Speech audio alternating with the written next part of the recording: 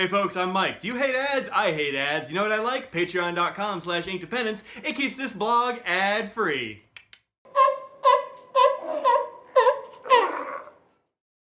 Hello folks, and welcome to Inkdependence.com. Today we are taking a look at this ink. It's going to be a pretty quick look. This is Monteverde's Erinite, which is part of their gemstone collection. It comes in these little 30 ml bottles, and I don't think it comes in the bigger bottles. I'm pretty sure gemstones only come in these. I generally like Monteverde inks. I think there are inks that fly under the radar, but I tend to use a lot of them. And this is actually the first one that I've gotten and I just don't like. So this is going to be a quick review because I don't know, this ain't for me, but if it's for you, cool, check it out. One thing about this ink is it really looks kind of like this color on the front. It's lighter than this on the back, I believe. So in a lot of cases, this is more accurate, but I really think, I don't know, I guess if you put it down enough, here's my writing sample of the stuff. And I guess if you put down enough, so these very dark areas are pretty close, but really the writing comes out closer to this. And this is what I sometimes call a skinny review because I just do it on this little skinny Rhodia pad, which is a number 8 Rhodia pad. Zoom in just a bit so we can see some better stuff. And there you go. Here's the reason I don't like this ink all that much, and that is that it is way too pale. It is just undersaturated. I put it in this pen because I thought it would be a good match. This is a Pen BBS 309. I don't generally like Pen BBS pens. I don't really care for this nib that much, but maybe it's because I've only used it with this ink. It seems to flow just fine, so I'm going to try some darker ink in it and see if I can like this nib. But this ink just kind of isn't my jam. It's too light. It tends to, as you can see here in this 8, you'll get very, very light swirls at the top, and then it'll shade because it's just plain undersaturated, I think.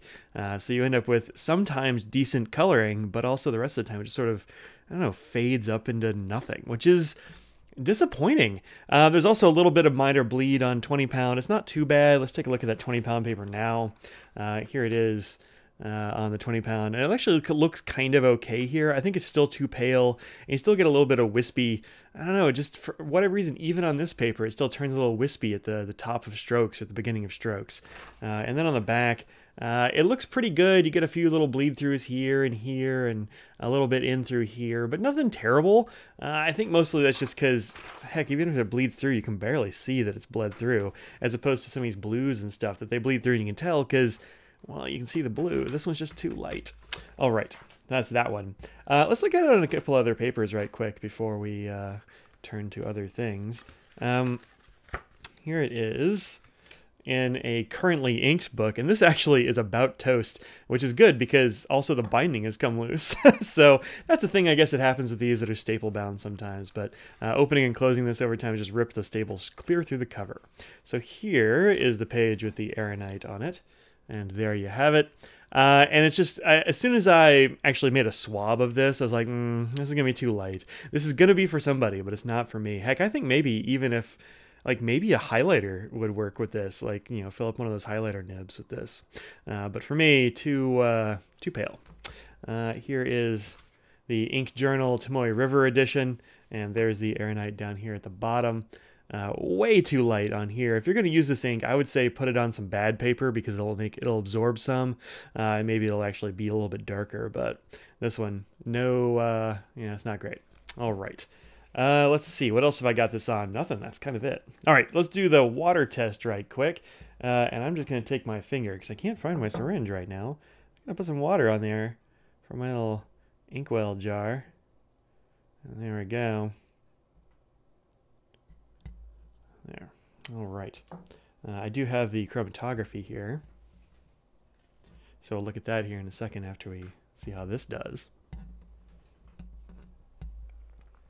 And let's go ahead and get this off the paper. That's about what I expected, which is no water resistance. So you can add that to the list of things. It's not really great about this ink. No water resistance. You can barely see it on the page as it is. And I expected that given that this is the chromatography for it. You actually have a very nice blue in there somewhere. But down here, this will not stay still. Come on. Should have maybe flattened this out before I put it on the camera, but just didn't do it. All right, you can see down here where it started, there's really just nothing left. You can only barely maybe tell where it started. Everything just moves straight up this little chromatography sheet, which means to me, in general, no water resistance, and that's what you get here. So if you get water anywhere near this, it will go all the way away. All right, let's look at some color comparisons.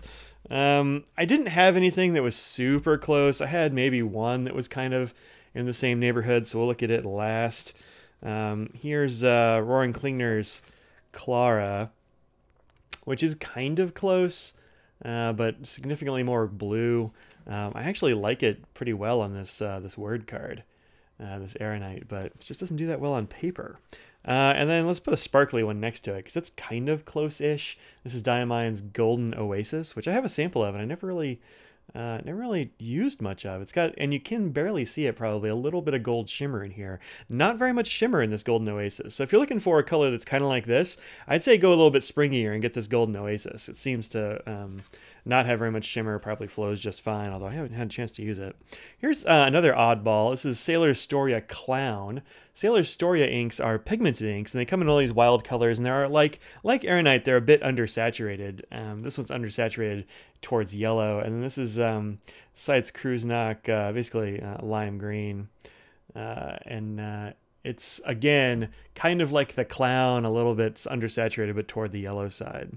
Now, here's the closest thing I have to Erinite, and this is actually, I think, is a better green, and this is Cross's green, and they're fairly close. Let me put the writing sample in there with them.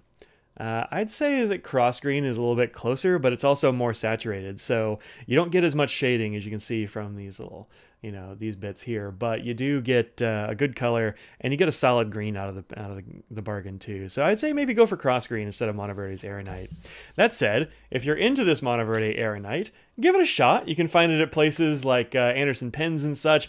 I got this from the Pay It Forward table, and I'll be giving it back to the Pay It Forward table next time I go to a show, because it's just, I'm going to pay it forward. It's not really doing it for me, but it'll do it for somebody. But you can find this at places like Anderson Pens or your favorite ink establishments for like $8 in that bottle, or sometimes in samples, and Anderson has it for $1.25 for a sample. I'd say if you are tempted by this one, grab a sample first. Even though the full bottle is not particularly expensive, this is one that I'm going to pass on. So there you go. That's it. That's all. Peace out.